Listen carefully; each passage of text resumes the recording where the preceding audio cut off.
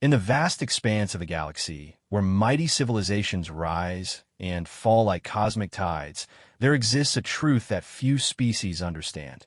Sometimes the greatest acts of heroism come not from the strongest warriors or the most advanced technologies, but from the simplest human instinct to protect the innocent. When Marcus Chun stepped onto the mining station Kepler 442b that fateful morning, he thought his biggest concern would be fixing another broken atmospheric processor. He had no idea that within hours, he would find himself face to face with creatures from the deepest nightmares of space, armed with nothing but a plasma torch and an unshakable determination to save a child who wasn't even his own species. What happens when a simple human maintenance worker becomes the last hope for an alien mother's most precious treasure? What happens when humanity's greatest strength isn't our weapons, our ships, or our technology, but our inexplicable willingness to risk everything for someone else's child? This is the story of how one man's split-second decision to act with courage instead of caution would ripple across the galaxy, changing not just his own fate, but the destiny of entire civilizations. This is the story of why the galaxy learned to fear not humanity's warships, but their hearts. Because sometimes the most dangerous thing in the universe isn't a weapon of mass destruction. Sometimes it's a human who refuses to let an innocent child die on their watch. Marcus Chun wiped the grease from his hands with a worn cloth that had seen better days, much like everything else on mining station Kepler 442b. The massive orbital platform hung in the shadow of a gas giant, its hull scarred by decades of asteroid impacts and cosmic radiation. Marcus had been working here for 3 years now, and he still marveled at how the place managed to hold together with nothing but spare parts, determination, and what the crew called creative engineering. The morning started like any other. Marcus grabbed his toolkit from his cramped quarters and headed down Corridor 7 toward the atmosphere processing unit that had been acting up again. The station housed nearly 15,000 beings from dozens of different species, all drawn here by the promise of rare minerals floating in the asteroid belt. It was one of the few places in the galaxy where humans worked alongside aliens as equals, bound together by the simple fact that everyone needed to breathe the same recycled air. As he walked, Marcus nodded to the various crew members he passed. There was Gort Hack, a massive Brutarian whose species looked like walking mountains of muscle and bone. Despite their fearsome appearance, the Brutarians were gentle giants who excelled at heavy construction work. Then came Dr. Zilahai, one of the few Vorthanian scientists willing to work this far from their homeworld. Her people were tall and graceful, with skin that shifted colors based on their emotions, and they possessed one of the most advanced medical technologies in known space. The diversity never ceased to amaze Marcus. Growing up on Earth, he had dreamed of the stars, but never imagined he would end up as a maintenance worker on an alien mining station. Life had a way of taking unexpected turns. His engineering degree from MIT had seemed like a ticket to the big corporations, but when the economic collapse hit Earth 5 years ago, opportunities in space became more attractive than anything the home planet offered. He reached the atmosphere processor and immediately knew something was seriously wrong. The usual steady hum had been replaced by an irregular grinding sound that made his teeth ache. Warning lights blinked in patterns that definitely were not in the manual. Marcus opened his toolkit and got to work following diagnostic procedures he could perform in his sleep. 20 minutes into the repair, he heard something that made his blood run cold. It started as a distant rumble, like thunder rolling across an open plain. But this was space, and thunder did not exist here. The sound grew louder, more rhythmic, like giant footsteps approaching through the station's corridors. Marcus paused his work and listened carefully. The sound was definitely getting closer, and it was accompanied by something else, screaming. Not human screaming, but the high-pitched wails of terror that seemed to transcend species barriers. Every living thing in a galaxy made that sound when faced with imminent death. He grabbed his communicator and tried to reach the bridge. Static filled the channel. He switched to the emergency frequency. More static. Whatever was happening, it had taken out the communications array. Marcus felt his heart rate spike as training from his military service kicked in. He had spent 2 years in the Earth Defense Force before his engineering career, and those instincts never truly left. The screaming was getting louder now, mixed with sounds he could not identify. Metallic crashes, the hiss of escaping atmosphere, and underneath it all, a sound like nothing he had ever heard before. It was organic, wet, and utterly alien. Not the kind of alien he was used to working with, but something far more primitive and hungry. Marcus made a decision that would change everything. Instead of running toward the escape pods like every logical part of his brain demanded, he ran toward the sound. Someone might need help, and Marcus had never been able to walk away from that kind of responsibility. He sprinted down Corridor 7, past maintenance alcoves and crew quarters. The lights flickered as he ran, casting dancing shadows that made everything look more sinister. The screaming was much closer now, coming from the residential section where families lived. Many of the alien crew members had brought their children to the station, and the residential section had been specially designed to accommodate different species' needs. As he rounded the corner into the main residential corridor, Marcus stopped dead in his tracks. The scene before him looked like something from a nightmare. The corridor was filled with smoke and debris. Emergency lighting cast everything in an eerie red glow. And moving through the chaos were creatures that defied description. They looked like giant insects crossed with predatory mammals, standing nearly 8 feet tall on powerful hind legs. Their bodies were covered in chitinous armor that gleamed wetly in the emergency lighting, and they possessed 4 arms ending in claws that could tear through metal. Their heads were elongated and eyeless, but Marcus could see rows of needle-sharp teeth when their mouths opened to emit those wet, hungry sounds. He had heard stories about these things, whispered tales shared in bars across the galaxy. The Devourers, some called them. The Hungry Dark. Ships would go missing in deep space, found months later as empty hulks with no sign of their crews except for scratch marks on the walls and lingering traces of something that made hardened space veterans refuse to talk about what they had found. And now they were here, on his station, hunting the people he had worked beside for 3 years. Marcus watched in horror as one of the creatures cornered a Vorthanian family near their quarters. The father tried to shield his wife and child, but he was a scientist, not a warrior. The creature's claws swept through the air, and Marcus had to force himself to look away as the corridor walls were painted with colors that should never exist. But the child's scream cut through everything else.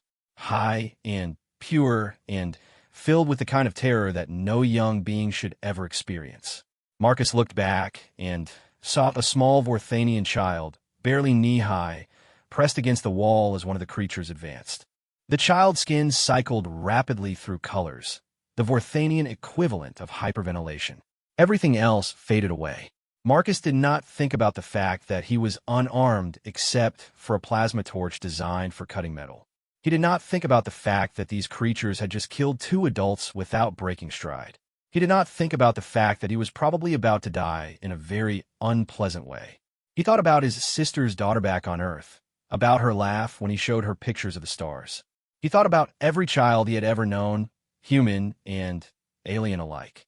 And he thought about the simple truth that sometimes the universe demanded you stand up and be counted regardless of the consequences. Marcus pulled out his plasma torch and ignited it. The blue-white flame cast new shadows in the corridor as he stepped forward.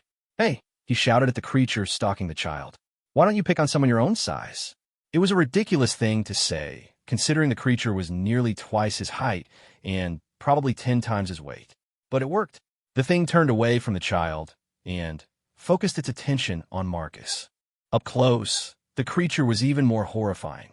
He could see the way its muscles moved under its armor, could smell the metallic stench of blood on its claws. But he also noticed something else, burn marks on its carapace, evidence that it had already encountered resistance on the station. The creature moved with surprising speed for something so large. Its claws swept toward Marcus's head in an arc that would have taken it clean off. But Marcus had not survived 2 years in the Earth Defense Force by being slow.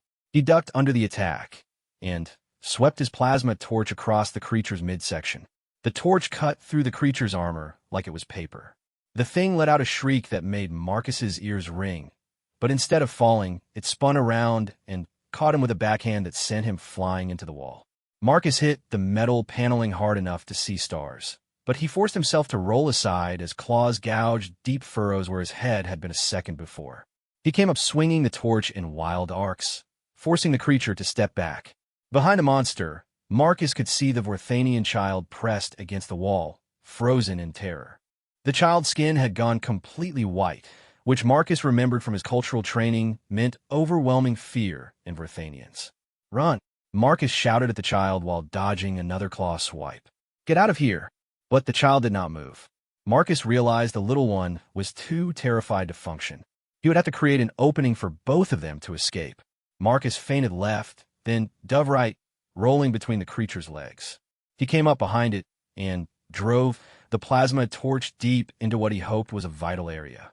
The creature's shriek this time was even louder, and it spun around with its claws spread wide. Marcus barely got his torch up in time to block the attack. The claws scraped against the tool's housing, sending sparks flying. The creature pressed its attack, and Marcus found himself being driven back down the corridor, away from the child. That was when he heard the voice behind him, speaking in accented Standard Galactic. "This way, quickly!" Marcus risked a glance over his shoulder and saw another Vorthanian, this one an adult female, standing in a doorway about 20 feet away. She was beckoning urgently to the child, who finally seemed to snap out of its paralysis and began running toward her. But the creature saw the movement too. It turned away from Marcus and started after the fleeing child, moving with that terrifying insect-like speed. Marcus did not hesitate. He sprinted after the creature and leaped onto its back, wrapping his arms around what might have been its neck. The thing spun around, trying to dislodge him, while he held on with all his strength. "Get the child to safety," he yelled to the adult Vorthanian. The creature slammed itself backward into the wall, crushing Marcus between its weight and the metal paneling. Pain exploded through his ribs, but he held on and managed to work the plasma torch around to press it against the creature's head. The smell of burning chitin filled the air as the torch cut into the creature's skull. Its movements became more frantic, more desperate. It slammed Marcus into the wall again, and again, each impact driving the breath from his lungs and sending waves of agony through his body. But Marcus held on because 20 feet away, he could see the adult Vorthanian scooping up the child and carrying it toward what looked like an emergency shelter. A few more seconds, and they would both be safe. The creature gave one final, massive heave, and Marcus lost his grip. He flew through the air and crashed into a maintenance panel hard enough to crack the housing. Warning lights began flashing as various systems registered damage. The creature turned toward him, moving more slowly now. Marcus had hurt it badly, but not badly enough. It was still functional, still deadly, and now was very, very angry. Marcus tried to stand, but his left leg would not support his weight. Something was definitely broken. He looked around for his plasma torch and saw it lying several feet away, its housing cracked and sparking. Even if he could reach it, it probably would not work anymore. The creature approached slowly, almost casually. It knew its prey was wounded and trapped. It could take its time. Marcus pressed his back against the damaged maintenance panel and tried to think. There had to be something he could do, some way to buy more time. The Vorthanian woman and child were safe now, but there might be other survivors in the area who needed help. That was when he noticed what was behind the broken panel he was leaning against. Power conduits. Specifically, the main power feeds for this section's artificial gravity generators. An idea began forming in his mind, desperate and probably suicidal, but it might work. The creature was close enough now that Marcus could see his reflection in its wet, black hide. It raised its claws for the killing blow. Marcus yanked two of the power conduits out of their housing and slammed them together. The explosion lit up the entire corridor like a miniature sun. The creature's shriek was cut short as electrical energy coursed through its body, cooking it from the inside out. The lights went out as the section's power grid overloaded. In the darkness that followed, Marcus could smell ozone and burned metal and something that might have been cooked alien flesh. Emergency lighting kicked in after a few seconds, casting everything in that familiar red glow. The creature lay motionless on the floor, smoke rising from its burned carapace. Marcus had won, but as he tried to stand, he realized the victory had come at cost. The explosion had sent feedback through the power grid, and several systems were now offline. More importantly, the sound would have attracted attention from other creatures that might be prowling the station. Marcus managed to get to his feet despite his injured leg and limped toward the emergency shelter where the Vorthanians had taken refuge. He needed to check on them, and he needed to find out how widespread this attack was. The shelter was a reinforced compartment designed to protect civilians during emergencies. Marcus keyed in the override code, and the door slid open. Inside, he found the adult Vorthanian female holding the child, both of them alive and unharmed. The woman looked up at him with large, dark eyes that held a mixture of gratitude and amazement. Her skin was cycling through colors Marcus did not recognize from his cultural training, probably emotions too complex for simple translation. "You saved us," she said in heavily accented standard. "You saved my child." Marcus nodded, suddenly feeling the weight of exhaustion settling over him. "Are you both okay? Any injuries?" The woman shook her head. "We are unharmed, thanks to you. But I fear there are others who were not so fortunate." Marcus grimaced. He had heard the screaming from other parts of the corridor before the attack on his family. There would be casualties, possibly many of them. "I need to contact the bridge, organize a response," Marcus said. "Do you know if communications are working in this section?" "The emergency comms system should function," the woman replied. "But I think you should know something first. These creatures, they're not random attackers. They came here for a specific purpose." Marcus frowned. "What do you mean?" The woman's skin shifted to a pattern Marcus recognized as deep concern. "My name is Zarneth. I am a xenobiologist, and I have studied these creatures before. They are called the Kethvar in ancient texts. They do not attack randomly. They hunt for very specific things." "What kind of things?" Zarneth held her child closer. "Children.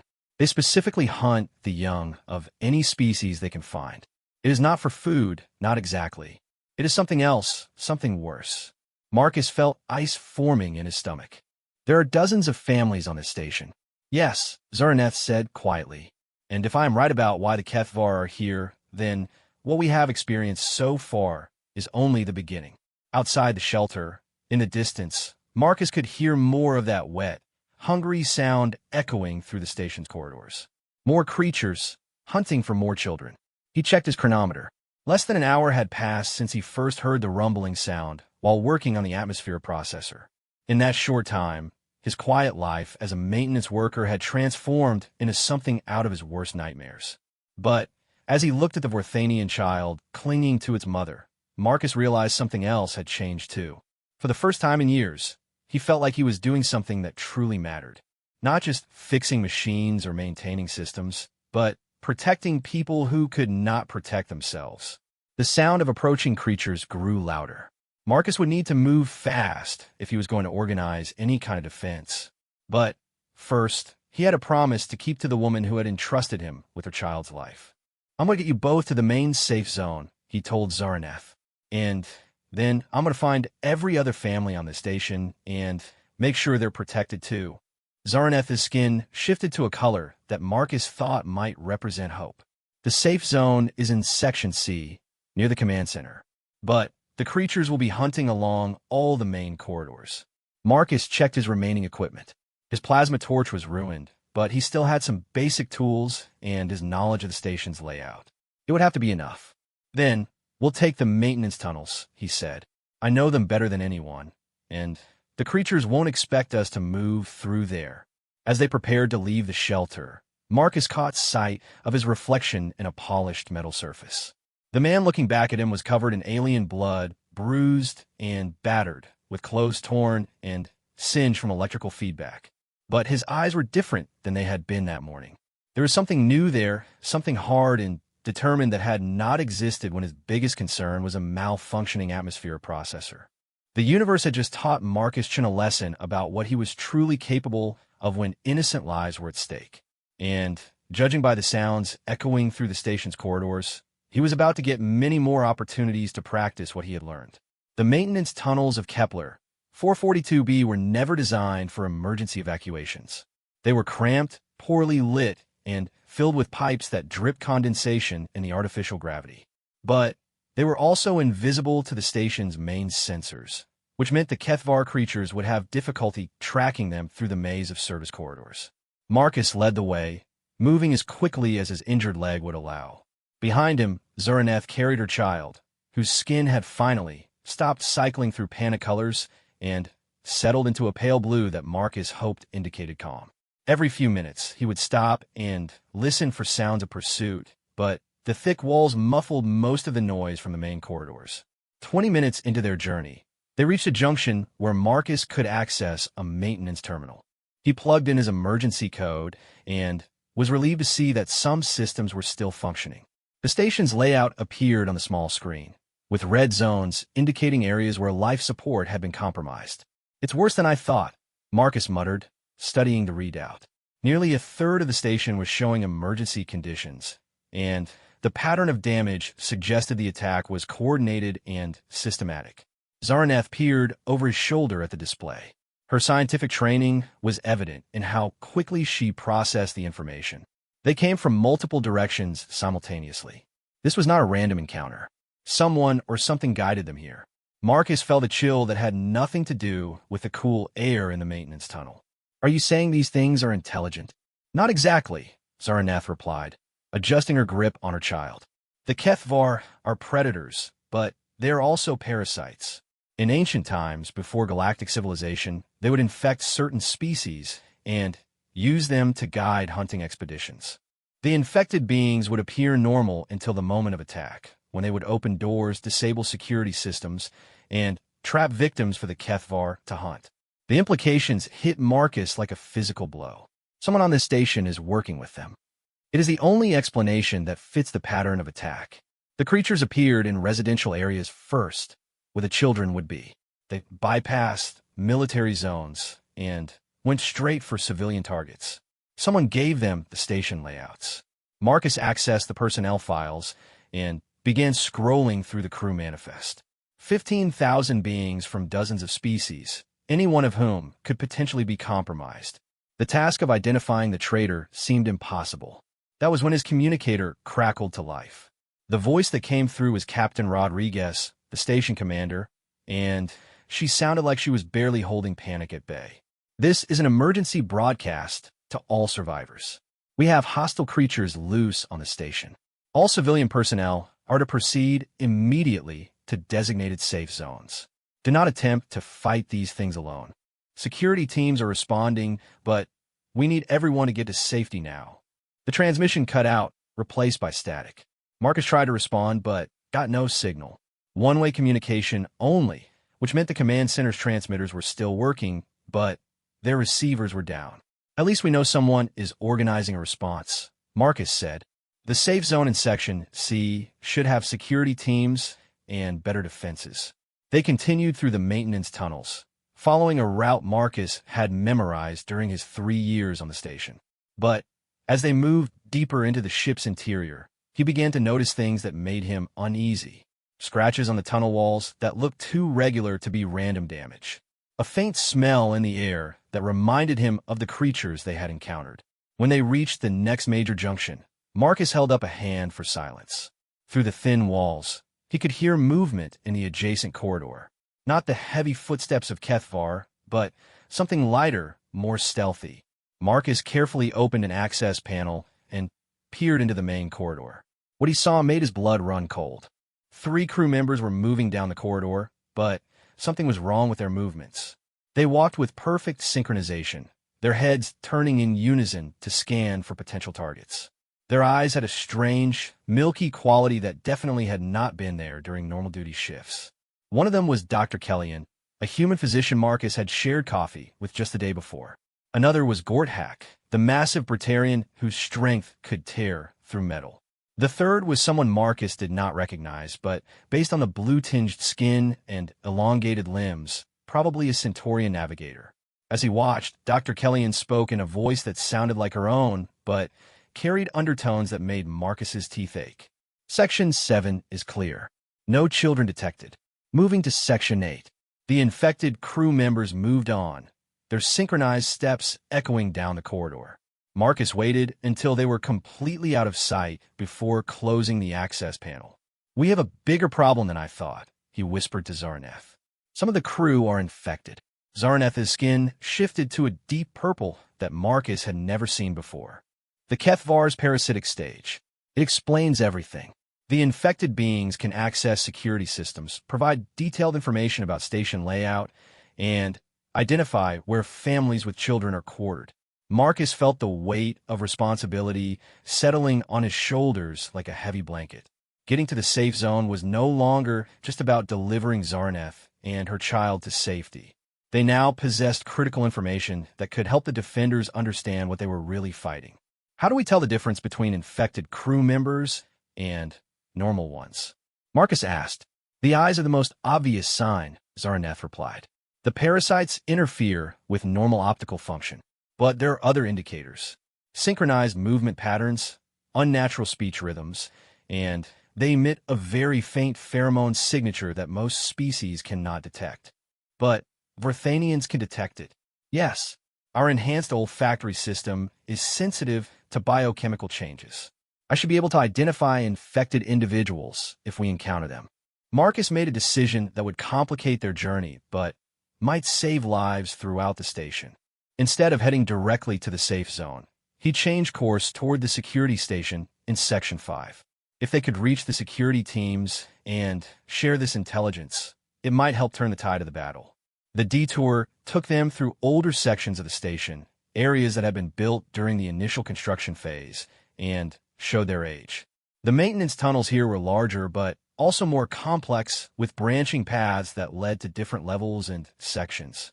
As they navigated the maze of service corridors, Marcus began to hear sounds that made him increasingly nervous. Scraping noises that seemed to come from inside the walls themselves. Periodic thumping that felt like something large moving through adjacent passages. When they reached a vertical shaft that would take them up to Section 5, Marcus discovered their first real obstacle. The maintenance ladder was damaged, with several rungs missing and others bent at dangerous angles.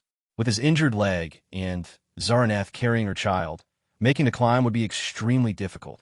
There might be another way, Zaraneth said, studying the shaft. In Vorthanian engineering, we often build redundant pathways for situations exactly like this. She began examining the walls around the shaft with scientific precision, running her hands along seams and joints that Marcus had never noticed before. After several minutes, she found what she was looking for, a hidden panel that opened to reveal an emergency access way. Brilliant, Marcus said, genuinely impressed. How did you know that was there? Different species approach engineering problems differently, Zaraneth explained as she helped her child into the access way.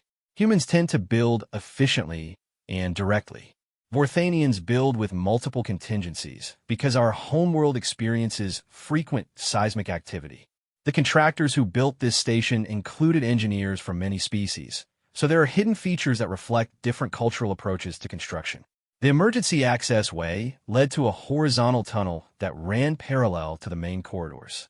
It was barely wide enough for Marcus to crawl through, but it would get them where they needed to go without risking exposure in the damaged vertical shaft. As they made their way through the tunnel, Marcus had time to think about what Zaraneth had told him about different species approaches to engineering. It made him realize how little he truly understood about his alien colleagues, despite working alongside them for years. Human engineering was indeed direct and efficient, focused on solving immediate problems with minimal resources. But what worked well in stable environments might not be adequate when facing threats that human designers had never imagined. The Kethvar attack was unlike anything in human military doctrine. Earth Defense Force training had prepared Marcus for combat against other humans, or perhaps against conventional alien weapons. But parasitic creatures that could turn trusted colleagues into unwitting collaborators was something entirely outside human experience. It occurred to Marcus that humanity's real strength might not be superior technology or military might, but adaptability. The ability to learn from other species, to recognize when human methods were insufficient, and to improvise solutions using whatever tools and knowledge were available. The tunnel emerged into a small equipment storage room in Section 5. Marcus carefully opened the door and checked the corridor beyond. It appeared empty, but he waited several minutes before signaling for Zaraneth to follow him. The security station was only 50 meters away, but Those 50 meters felt like the longest distance Marcus had ever crossed. Every shadow could hide a HFY predator. Every sound could indicate approaching infected crew members. Every second that passed increased the likelihood that their presence would be detected. They were halfway to their destination when Marcus heard the voice behind them. Marcus? Marcus Chun. He turned to see Dr. Kellyan approaching from a side corridor. For a moment, relief flooded through him. Dr. Kellyan was one of the people he trusted most on the station, someone he had worked with countless times over the years. But then he looked into her eyes and saw the milky film that indicated infection. Dr. Kellyan was no longer Dr. Kellyan. "Where have you been, Marcus?" the creature wearing Dr. Kellyan's face asked. "We've been looking for you. We need to get all the civilians to safety." Marcus placed himself between the infected crew member and Zaraneth. He tried to keep his voice normal, open to buy time. "We're heading to the security station now. Are the safe zones secure?" "Oh yes," Dr. Kellyan replied, but there was something wrong with her smile. "Very secure. We're gathering all the families there, especially the ones with children. We want to keep all the children very, very safe." Zaraneth's sharp intake of breath confirmed what Marcus already suspected. The safe zones were traps. "That's great to hear," Marcus said, taking a step backward. "We'll head there right away." "Actually," Dr. Kellyan said, and her voice was starting to sound less human with each word, "I think you should come with me now. There are some people who would very much like to meet you, especially the little Vorthanian child." Behind Dr. Kellyan, Marcus could see other figures emerging from side corridors. Gord Hack's massive form, the Centaurian Navigator, and several others he recognized from the crew manifest. All of them had the same milky eyes, the same unnatural synchronized movements. Marcus grabbed Zaraneth's hand and ran. They sprinted down the corridor toward the security station, pursued by footsteps that somehow managed to stay perfectly synchronized despite coming from beings of different species with different running styles. Marcus could hear Dr. Kellyan's voice behind them, but it no longer sounded remotely human. The security station's armored door was sealed, with warning lights indicating lockdown status. Marcus hammered on the access panel, while Zaraneth pressed her back against the door, holding her child and watching their pursuers approach. "Security? This is Marcus Chun, Maintenance Division. We have critical intel about the attack. Open up." For a moment, nothing happened. Then, the door slid open to reveal a human security officer with a plasma rifle aimed at Marcus's chest. "How do we know you're not infected?" the officer demanded. "Because if I were infected, I wouldn't be running from them," Marcus replied, gesturing at the approaching group of synchronized crew members. The security officer took one look at the pursuing group and immediately stepped aside. "Get in here now." Marcus and Zaraneth tumbled through the doorway just as plasma bolts began flying down the corridor. The door slammed shut behind them, and they found themselves in a small room filled with monitoring equipment and defensive systems. The security officer was Sergeant Torres, someone Marcus knew from the station sports leagues. She looked like she had been through hell, with her uniform torn and burn marks on her armor. "Thank God you made it," Torres said, checking the door's security status. "We've been cut off from a main command center for the last 2 hours. Those things came out of nowhere, and then half the crew went insane." "They're not insane," Marcus said, catching his breath. "They're infected. The HFY use parasites to control other species and guide their hunts." Torres stared at him. "That's impossible. Medical scans would detect any kind of parasitic infection." Zaraneth stepped forward, her skin cycling through colors that indicated urgency. "The parasites are not biological in the way most species understand biology. They exist partially in what you might call subspace, interfacing with the host's nervous system at a quantum level. Standard medical scanners would not detect them." "Are you saying there's no way to identify infected crew members?" Torres asked. "I can identify them," Zaraneth replied. "Vorthanian physiology allows us to detect the pheromone signatures the parasites produce. But there's a more immediate problem. The safe zones are compromised." Torres went pale. "What do you mean?" Marcus explained what they had overheard from the infected Dr. Kellyan. As he spoke, Torres's expression grew more and more grim. "We've been directing survivors to those zones for the past 3 hours, Torres said. "If they're traps." She turned to her communications console and began trying to raise the command center. Static filled the speakers, punctuated by occasional bursts of what might have been voices, but could also have been the wet sounds the Kethvar made when hunting. Communications are still down, Torres reported, but I can access the internal security camera network from here. She called up feeds from the designated safe zones, and what they saw made Marcus's stomach turn. The areas that were supposed to be protecting civilian families had been turned into hunting grounds. Kethvar creatures moved freely through crowds of terrified beings, while infected crew members herded families toward areas where the predators waited. How many people do we send there? Marcus asked quietly. Torres checked her logs. Nearly 3,000 civilians, including about 400 children from various species. The magnitude of the disaster was almost incomprehensible. In trying to protect the station's families, the command structure had unknowingly delivered them directly to their predators. We have to do something, Marcus said. We can't just watch this happen. Torres looked at him like he had suggested flying to the nearest star. Do what? There are 3 of us, maybe a few other uncompromised security personnel scattered around the station, against dozens of those creatures and hundreds of infected crew members. We have advantages they don't expect, Marcus replied, his mind racing through possibilities. We know about the infection now. We can identify infected individuals. And we know the station's layout better than the creatures do. Zaraneth was studying the security feeds with scientific attention to detail. The Kethvar are not randomly hunting, she observed.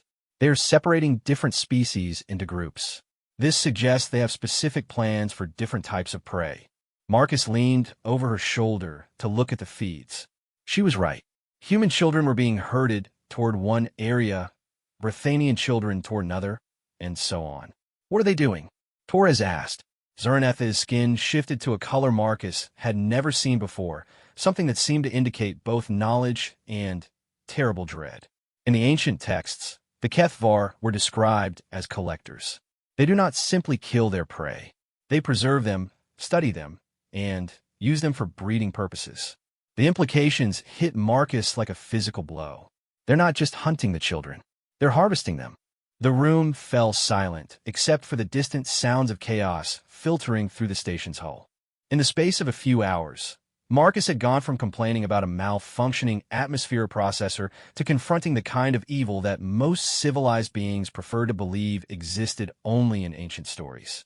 But as he looked at Zaraneth's child, still alive and safe because of decisions he had made in the heat of crisis, Marcus felt something crystallize in his chest.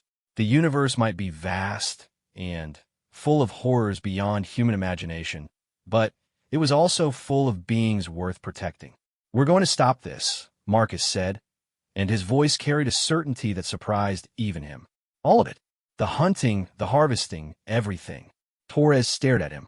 How exactly do you propose we do that? Marcus was already moving toward the security station's equipment lockers. We're going to teach the Kethvar why humanity became a spacefaring species in the first place. Which is... Marcus pulled out a plasma rifle and checked its charge level. For the first time since the attack began, he smiled, and it was not a pleasant expression. Because when someone threatens our children, he said, we don't just fight back. We make sure it never happens again. The first stage of Marcus's plan was reconnaissance. If they were going to rescue nearly 400 children from an enemy that had spent millennia perfecting the art of predation, they needed to understand exactly what they were facing. Using the security station's monitoring systems, Torres accessed feeds from throughout the station while Zaraneth provided analysis of Kethvar behavior patterns. Marcus studied the station's technical specifications, looking for weaknesses the creatures might not expect. What they discovered was both better and worse than Marcus had feared. The better news was that the Kethvar were not as numerous as the chaos had made them appear. Torres counted no more than 24 of the creatures throughout the entire station. Their effectiveness came from coordination with infected crew members and the element of surprise, not overwhelming numbers. The worst news was that they had established what could only be called processing centers in 3 different sections of the station. Each center was designed to contain specific species based on their biological requirements, and the level of organization suggested this was not their first such operation. Look at this, Zaraneth said, pointing to a feed from Section 12. They have established atmospheric controls tailored to different species' breathing requirements. The human children are being kept in standard Earth normal atmosphere, but the Vorthanian children are in our preferred gas mixture. Marcus felt sick. They're not just collecting them randomly. This is systematic. More than that, Torres added grimly. Look at the timeline. They've been setting this up for weeks, maybe months. The infected crew members have been slowly modifying security protocols, rerouting supply shipments, and adjusting environmental controls. This entire attack was planned down to the smallest detail. Marcus studied the feeds, noting the positions of guards, the layout of containment areas, and the movement patterns of both creatures and infected crew. A plan was beginning to form in his mind, but it would require resources they did not currently possess. We need help, he concluded. 3 people cannot take on this entire operation alone, no matter how clever our plan is. Most of the security teams are either dead, missing, or compromised, Torres pointed out. And we have no way to distinguish infected crew from uninfected ones without Zarneth physically examining each individual. Then, we need to find another way to identify allies, Marcus said. What about the other species detection methods? You said Vorthanians can smell the parasites. Do any other species have similar capabilities? Zarneth considered this. Brutarians have exceptional hearing and might be able to detect the subtle changes in heartbeat and breathing patterns that infection causes. Centaurians have electromagnetic sensitivity that could potentially identify the quantum fluctuations the parasites generate. And humans? She paused, her skin shifting to a thoughtful green color. Humans have something none of the other species possess, she continued. Intuition. The ability to recognize when something is wrong even without specific sensory data to explain why. It is not scientifically quantifiable, but it is remarkably effective. Marcus thought about his years working alongside the diverse crew of Kepler 442b. There had been countless times when he had sensed something was off about a situation or a person, even when he could not put his finger on exactly what was wrong. All right, he said, here's what we're going to do. We're going to use the station's communication system to broadcast specific instructions to different species, telling them how to identify infected individuals using their natural abilities.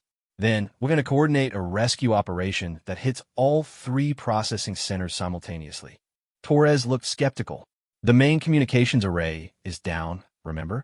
And even if we could broadcast, what makes you think people will believe us? Marcus was already moving toward the secondary communication equipment.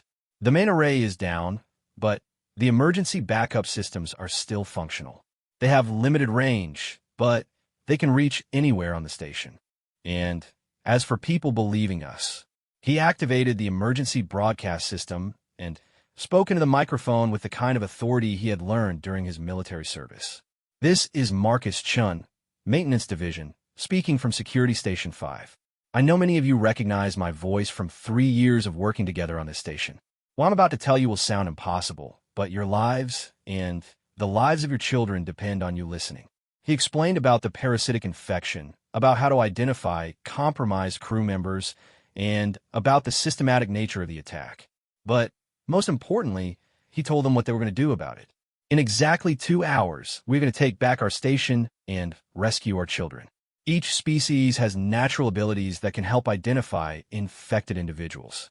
Vorthanians, use your enhanced smell to detect pheromone changes. Brutarians, listen for irregular heartbeat patterns. Centaurians, feel for electromagnetic disturbances. Humans, trust your instincts when something feels wrong. As he spoke, Marcus could see on the security monitors that throughout the station, crew members were beginning to emerge from hiding places. Some looked skeptical, others terrified, but they were listening. Form small groups with mixed species representation. Marcus continued. Each group should include at least 1 member capable of identifying infected individuals. Avoid the designated safe zones. They're compromised. Instead, make your way to these coordinates. He provided locations for 3 staging areas that were positioned to allow simultaneous attacks on the processing centers. The areas were chosen because they had multiple escape routes and could be easily defended if the plan went wrong. The response was immediate and encouraging. Throughout the station, small groups of crew members began moving with purpose instead of simply hiding in terror. The security monitors show Brittarians working with Vorthanians, humans coordinating with Centaurians, and members of a dozen other species putting aside their usual cultural barriers to work together against a common threat. But Marcus also noticed something else on the monitors. The infected crew members were responding to his broadcast as well. Their movements became more agitated, more aggressive. They began hurting their captives with greater urgency, as if they knew their time was running out. They heard the broadcast too, Torres observed. We may have accelerated their timetable. Marcus checked his chronometer. Then, we move up our timetable as well. 1 hour instead of 2. The next 60 minutes passed in a blur of preparation and coordination. Using the security station's communication equipment, Marcus and Torres provided tactical guidance to the forming resistance groups, while Zaraneth analyzed the Kethvar behavioral patterns to identify potential weaknesses. What she discovered was both encouraging and disturbing. The creatures are remarkably adaptable to different environments, she reported. But they have one significant vulnerability. They rely heavily on pheromone communication for coordination. If we could disrupt those chemical signals, we might be able to break their coordination. Marcus immediately thought of the atmospheric processing systems he knew so well. The air recycling plants. If we could introduce specific compounds into the air supply for the processing centers, we might be able to neutralize their pheromone communication. Theoretically possible, Zaraneth agreed. But we would need access to the central atmospheric controls, and they're likely heavily guarded. Torres was monitoring the security feeds while they talked. Actually, that might not be a problem. Look at this. She pointed to a feed showing the central atmospheric control center. It was defended, but not by Kethvar creatures. Instead, it was guarded by infected crew members who appeared to be following standard security protocols. They're treating it like a normal security checkpoint, Torres continued, which means they might not be expecting an attack from someone who knows the override procedures. Marcus smiled grimly. Good thing I've spent 3 years learning every override procedure on this station. The final phase of preparation involved distributing weapons and equipment to the resistance groups.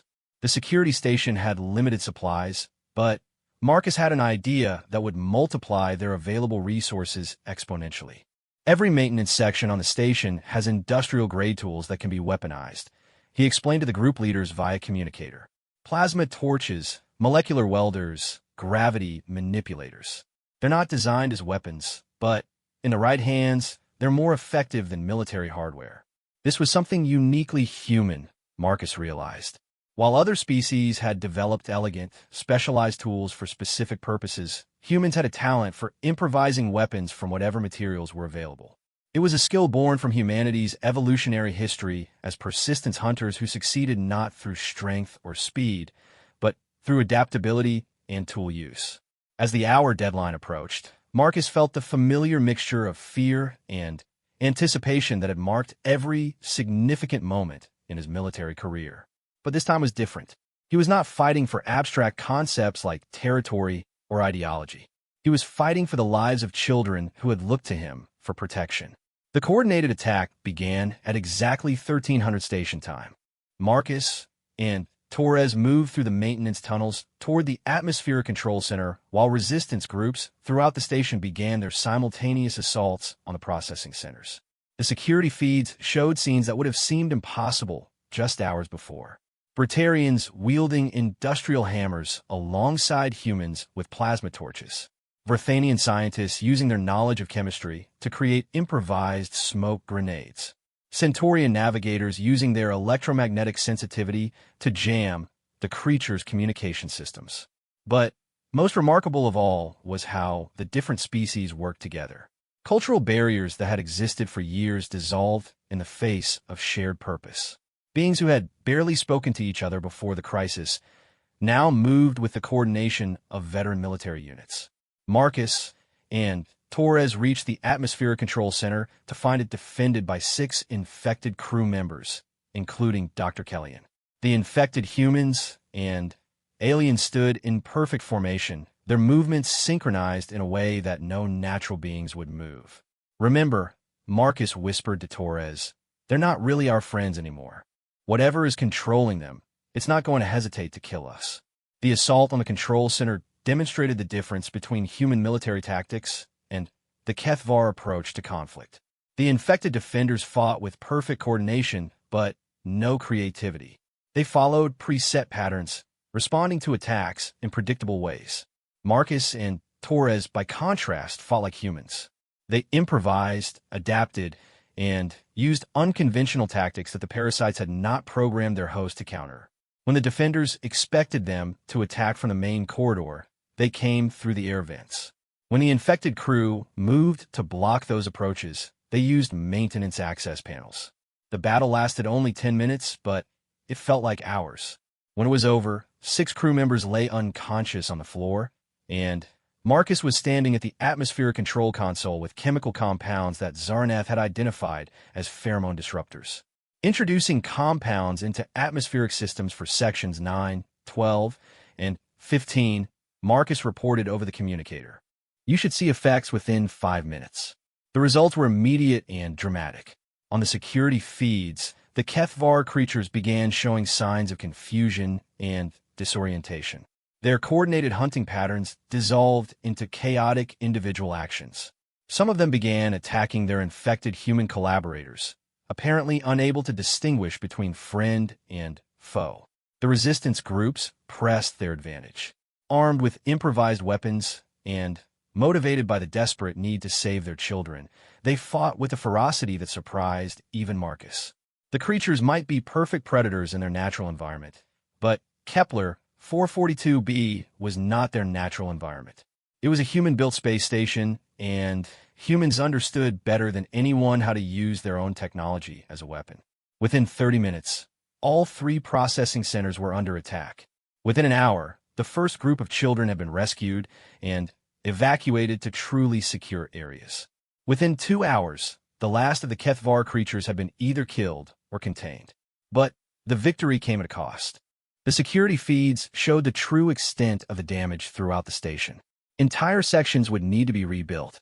The casualty reports were still coming in, but preliminary estimates suggested hundreds of dead and wounded. As Marcus made his way back to Security Station 5, he found crowds of survivors gathering in the corridors. Mixed groups of humans and aliens, many of them injured, all of them exhausted but alive. Near the security station, he found Zarnath waiting for him with her child. The little Vorthanian was clinging to its mother, but its skin showed the healthy blue-green coloration that Marcus had learned indicated contentment and safety. You did it, Zarnath said as Marcus approached. You saved them all. Marcus shook his head. We did it, all of us together. But even as he spoke, Marcus knew that something fundamental had changed. Not just on the station, but in how these different species viewed humanity and how humanity viewed its place in the galaxy. For years, humans have been seen as the newcomers to galactic civilization. Technically competent, but lacking the advanced knowledge and wisdom of species that have been traveling between stars for millennia. The junior partners in a vast cosmic community.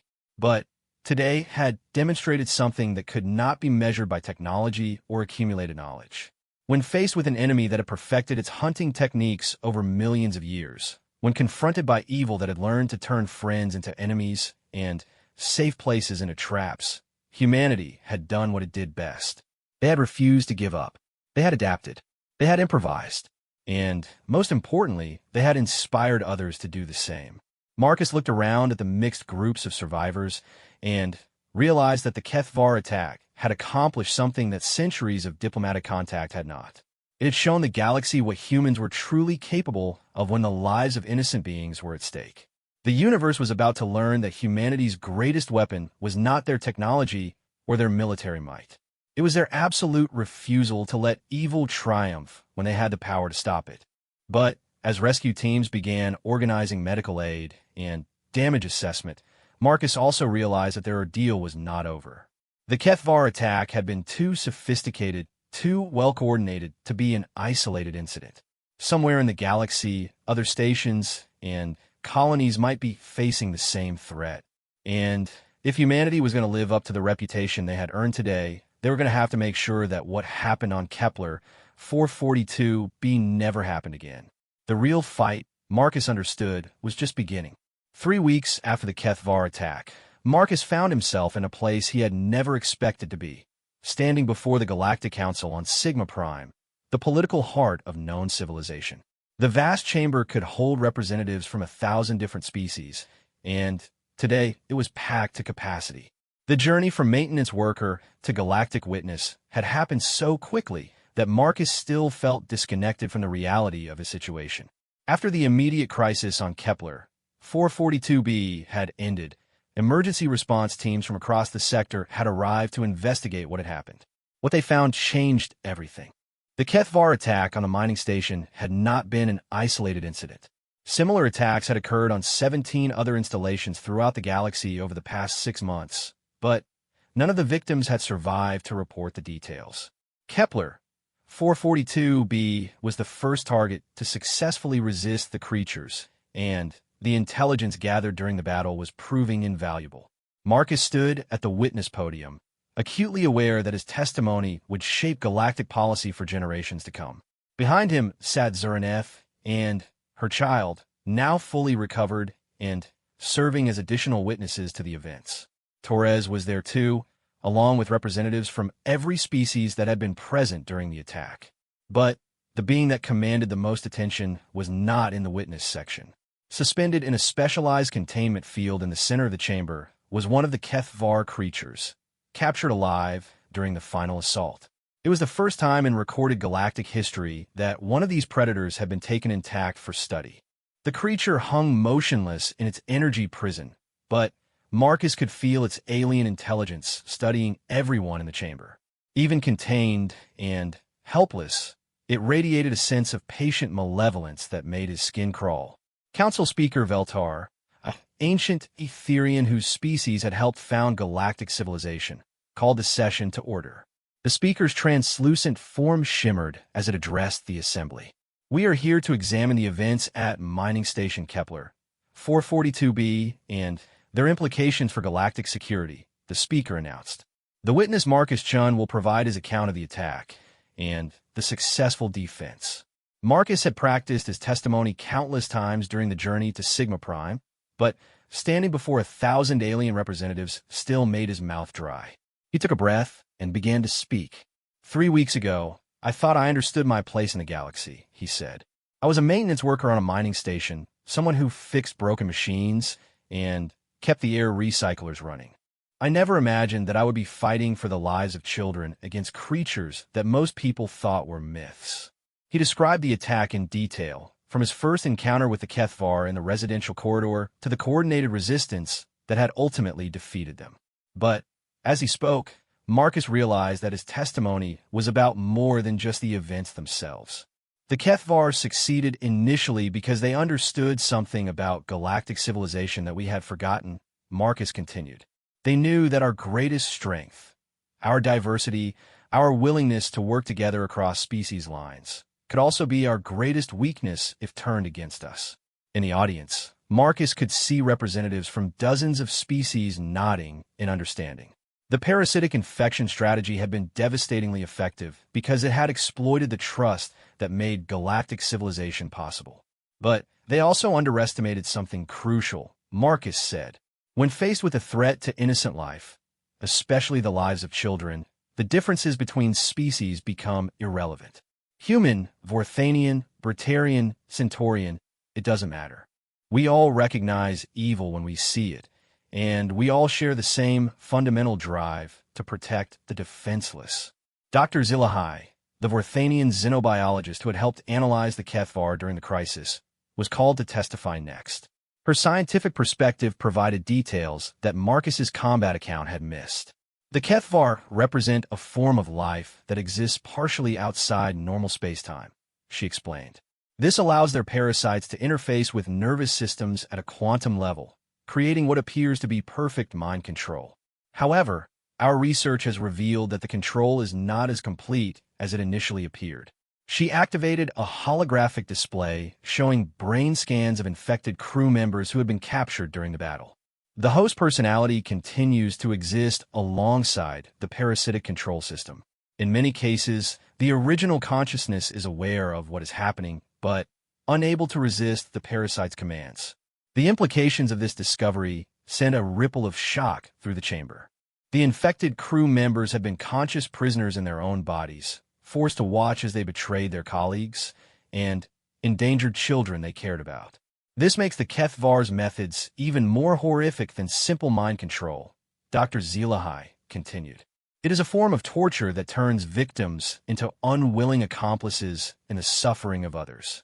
When Zerneth was called to testify, she carried her child with her to the podium. The little Vorthanian's presence served as a powerful reminder of what had been at stake during the crisis. I want the council to understand something that may not be apparent from the tactical reports, Zerneth said. When Marcus Chun chose to fight a Kethvar creature to protect my child, he knew nothing about our species' scientific capabilities or strategic value to galactic civilization. He did not save my child because doing so might benefit humanity in some larger political context. Her skin shifted to colors that Marcus recognized as deep respect and gratitude. He saved my child because it was the right thing to do. This is not unique to Marcus Chun. Throughout the crisis, humans consistently prioritized the protection of alien children over their own safety. They treated our young as if they were their own. The chamber fell silent as representatives absorbed this testimony. In a galaxy where most species maintained careful distinctions between their own interests and those of others, the human behavior during the crisis was genuinely unprecedented. The captured Kethvar was examined next, though it required specialized equipment to safely interface with the creature. The xenobiologists who conducted the examination discovered something that changed their understanding of the threat entirely.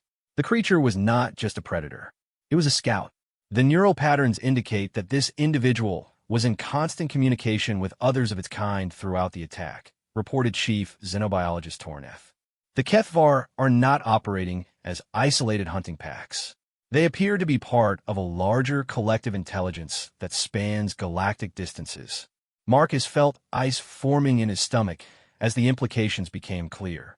The attack on Kepler 442b had not been intended to capture a few hundred children. It had been a reconnaissance mission designed to test galactic defenses and identify weaknesses that could be exploited in larger operations. "How many of them are there?" asked Representative Karash, a Brittarian whose species had lost an entire colony to a Kethvar attack 6 months earlier. "Unknown," Torneth replied grimly. "But based on the communication patterns we've detected, we estimate that there are thousands of active scouts throughout the galaxy, with potentially millions more in reserve." The chamber erupted in discussions as representatives realized the scope of the threat they were facing. What had seemed like isolated attacks by primitive predators was actually the advanced phase of a galactic-scale invasion. Council Speaker Veltar called for order and addressed the assembly directly. Given the evidence presented, it is clear that we face a threat unlike any in recorded galactic history. The question before us is how to respond. Representative Malseth of the Hegemony Worlds stood to address the chamber. The Hegemony has extensive military resources that could be deployed against these creatures. Our war fleets could patrol vulnerable systems and provide rapid response capabilities. But Representative Zorketh of the Confederation disagreed. Military responses alone will be insufficient. The Kethvar's greatest weapon is their ability to turn our own people against us. We need countermeasures against their parasitic infection capabilities. As the debate continued, Marcus realized that the political representatives were approaching the problem exactly as the Kethvar would expect.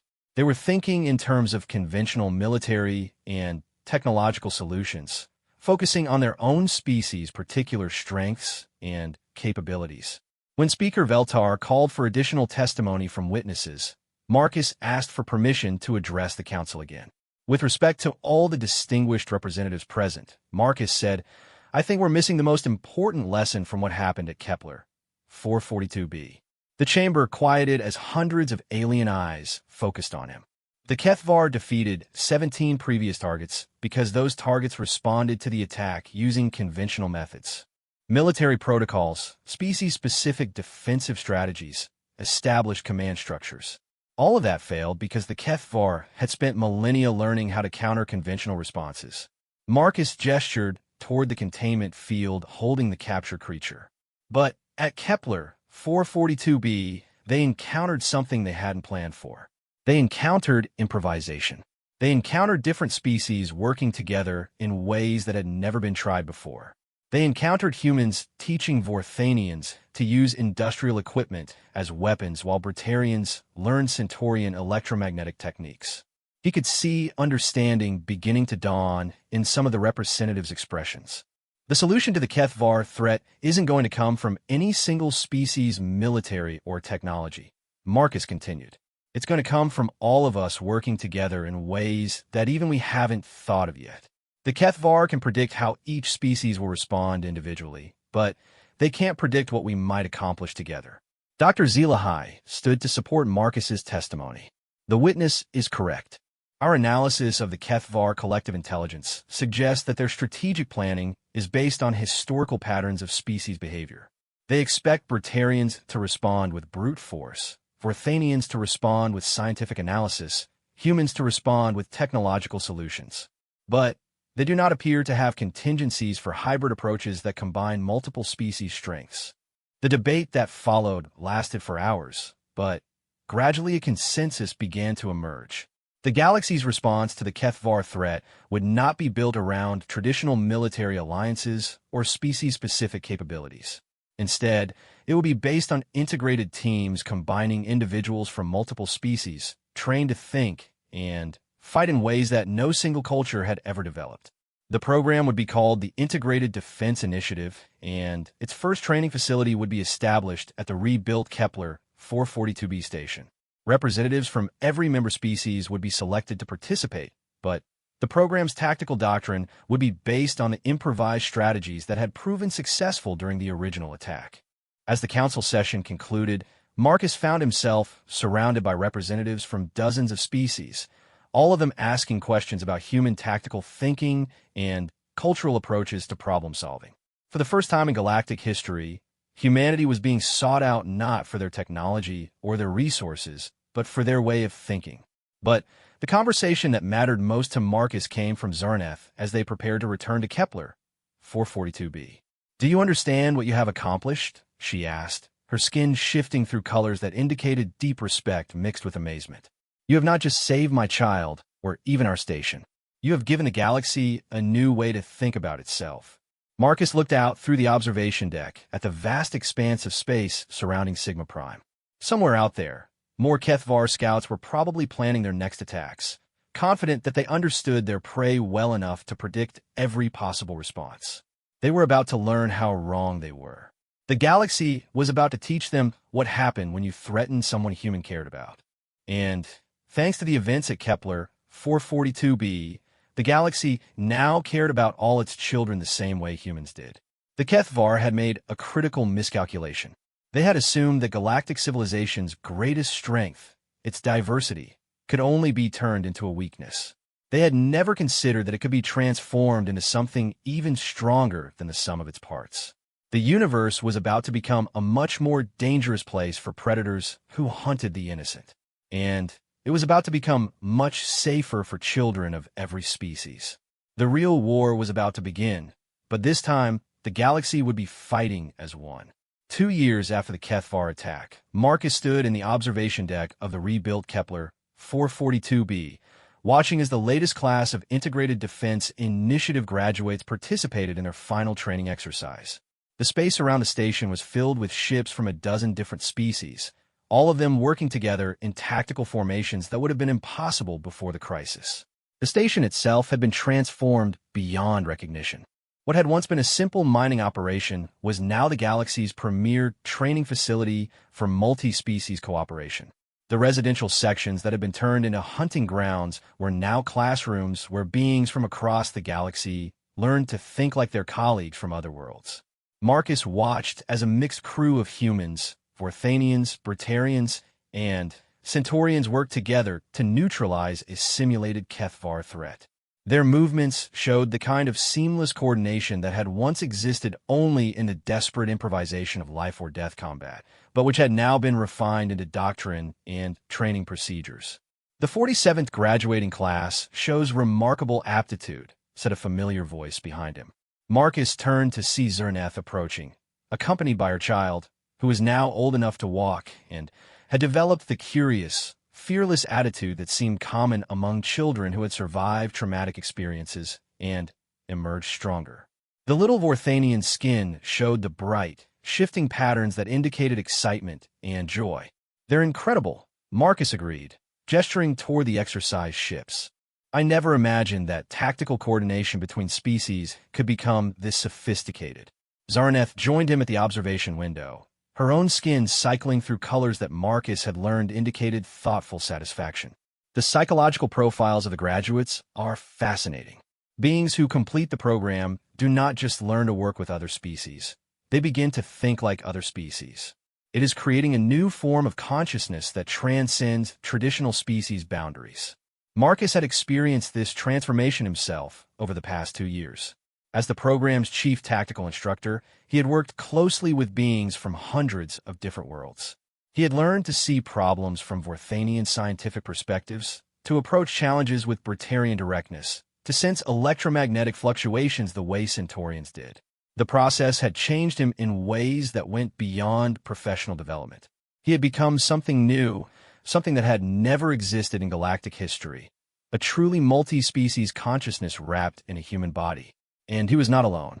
Across the galaxy, graduates of the Integrated Defense Initiative were returning to their home worlds carrying with them new ways of thinking that were spreading through their respective cultures. The artificial boundaries between species that had defined galactic civilization for millennia were beginning to dissolve. The result had been dramatic. In the 2 years since the program began, the galaxy had not lost a single installation to Kethvar attack. The creature's tactical advantage had been completely neutralized by prey that could think and fight in ways their ancient intelligence could not predict or counter. But the success against the Kethvar was only the beginning. The collaborative techniques developed through the program were being applied to challenges that had seemed insurmountable for centuries. Scientific research projects that had stalled due to species-specific limitations were making breakthrough discoveries when approached by integrated teams. Engineering problems that had defeated entire civilizations were being solved by groups that combined different species approaches to problem-solving.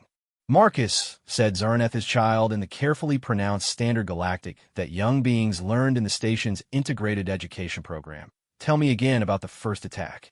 Marcus smiled. The child asked this question regularly, and Marcus suspected it was less about hearing the story than about processing the trauma of those events through narrative repetition. Child psychologists from several species had confirmed that this was a healthy coping mechanism. "What part would you like to hear about today?" Marcus asked, kneeling down to bring himself to the child's eye level. "The part where you decided to fight the monster instead of running away." Marcus considered how to answer. The child was old enough to understand complex concepts, but still young enough to be shaped by the stories adults chose to tell. "I didn't really decide anything," Marcus said honestly. "When I saw you were in danger, there wasn't time to think about it. I just knew that letting anything hurt you would be wrong, and I couldn't let wrong things happen when I had the power to stop them." The child's skin shifted to colors that Marcus recognized as deep thought. "But you didn't know me then. I was just an alien child." "You were never just an alien child," Marcus replied. "You were a child who needed help. That's all that mattered." This conversation had happened many times, but Marcus never grew tired of it. Each repetition seemed to help the child understand something fundamental about how the universe could work when beings chose to care about each other across species lines. Zaraneth was watching the exchange with the kind of intense attention that Vorthanian parents gave to their offspring's intellectual development. "You know," she said, "there's something I never told you about that day." Marcus looked up at her, curious. "When you fought the Kethvar to protect my child," she continued, "you were observed by more than just the 3 of us in that corridor." "What do you mean?" Zaraneth's skin shifted to colors that Marcus had learned indicated the revelation of important information. The station's security cameras were still recording, even though the main communication systems were down. "The footage of your fight was automatically transmitted to the emergency backup systems before the creatures destroyed the primary recording equipment." Marcus felt a strange chill. "So there's a recording of the fight?" "Not just the fight," Zaraneth said. "There are recordings of humans throughout the station making the same choice you made, fighting impossible odds to protect alien children, risking their lives for beings they barely knew. The footage has been studied by xenopsychologists across the galaxy. She activated a small holographic display on her communicator, showing a compilation of scenes from the security footage. Marcus watched himself fighting the Kethvar, but also saw dozens of other humans throughout the station making similar choices. A human engineer using his body to shield a group of Centaurian children from falling debris. A human medical technician carrying wounded alien youngsters to safety while under fire from infected crew members. This is why the Integrated Defense Initiative was built around human tactical doctrine, ZARON,